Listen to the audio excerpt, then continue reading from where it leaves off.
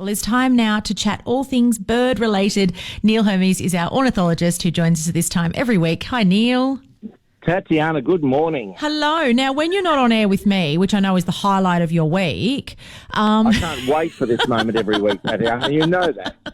Oh, I know. Everybody says that. I'll keep telling myself that.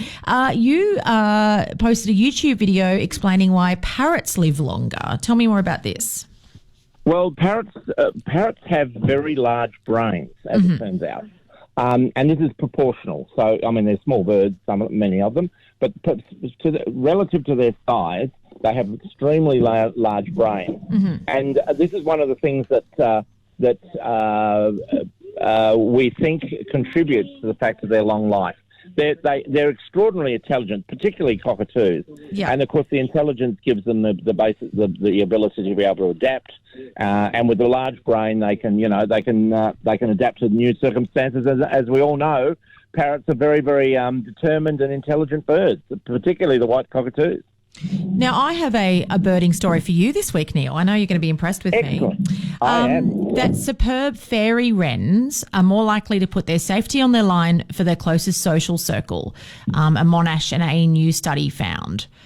So like humans, the different social levels seem to have different functions. So that's kind of cool. That is, and of course, fairy wrens, or blue wrens as some people call them, that's the beautiful little blue birds that occur in our gardens with the cocktail and the females and the non-breeding males of the little brown ones. They are communal nesters. So a group will be raising the young, and there's a connection. There's a genetic connection between the group, and of course, although the young might not be your immediate sons and daughters, they'll be relatives of yours. So there's this altruism that is built into the way that blue wrens arrange their sort of communal life, and that's how you end up with that result. The social structures are quite complicated with birds, aren't they?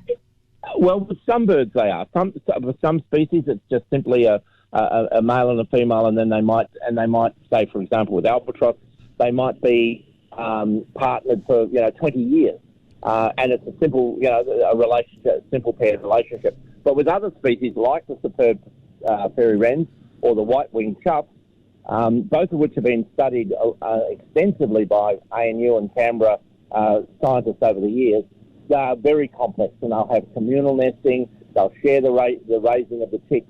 They may lay, different females may all lay in the same nest. So those social structures are very complex. Now, a good news story here as well that the Lord Howe Island woodhen numbers have doubled in a year because the wildlife has bounced back after they've eradicated the rodents. Look, I just love stories about woodhens. Woodhens, for those people who don't know, Lord Howe is an island.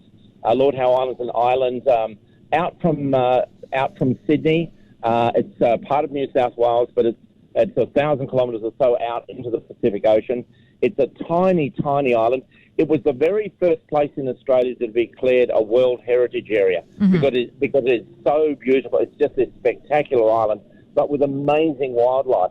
And one of the species of wildlife that occurs there is the Lord Howe Island woodhen, a flightless rail that about 30 or 40 years ago was reduced down to only a handful of animals. Yeah. Cats and rats had been introduced, and they were reduced right down. But now we have this success story. It's fantastic. Well, I understand in the 70s there were like 30 birds, and in the last survey there were 1,100. So that's amazing. That's right. And a mate of mine, Ben Miller, did a lot of the early research out there. They discovered that, in fact, it was the rats that were the main problem for them.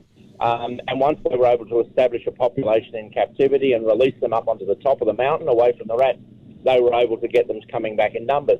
But the problem was there were still rats across the whole island. And this recent project has now removed the rats from the island. And now the birds are just thriving. It's just such a great story. Now, something that must be fun in the bird watching world, Neil, is when there's a little anomaly. So birds are found where they normally aren't. And the musk duck was found in Central Australia and everyone assumed it was just lost. Yeah, well, you're right, Tatjana. We do get quite excited when we see things that shouldn't be where they are. There was recently, and many people in Canberra have gone up to Rose's Lagoon between Goulburn and Collector, to see a jacana, one of the lily trotters that normally only occurs in Cockatoos. One of them turned up on the pond there, and everyone from Canberra's been traipsing up the federal highway to see this jacana, single jacana. And a similar thing's now happening with the musk duck in Alice Springs. Hadn't been seen, possibly never reported officially before, turned up at the local sewage works. And, yes, we get very excited. I mean, they're a common enough bird, and they occur along the East Coast. But for people in Alice Springs, there's a new bird for their local list. And, yes, bird watchers do get quite excited about these sorts of observations. Fantastic. Now, gorgeous weather this weekend, Neil. You birding as usual? I'm birding at the coast tomorrow, and then I'm giving myself a big treat. I'm going down to Melbourne early in the week, and I'm going bird watching at Werribee Sewage Works, which is the big water treatment plant on the edge of Port Phillip Bay. At this time of the year, all the various migrants that nest in Siberia are preparing to leave Australia, and they congregate in places like this. And as they leave, sometimes they come into their breeding plumage, which we don't see in Australia much. But some of them start to change colour about this time of the year, just before they take off to go to Siberia. And I'm hoping to catch, maybe photograph and see a few of those early in the week down there. So I'm pretty excited about that trip this week. Fantastic. Neil, I'm going to even play a song for you today. You know that lovely Prince track, When Doves Cry?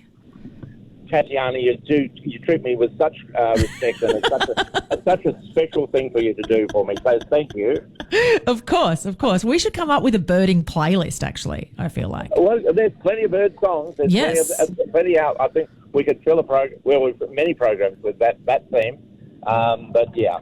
But look, if anyone wants to see what I'm doing for the rest of the year and come out, I'm doing a bird walk out to Callambray tomorrow at 9:00. People can go online and book on that. It's a beginner's walk for a couple of hours.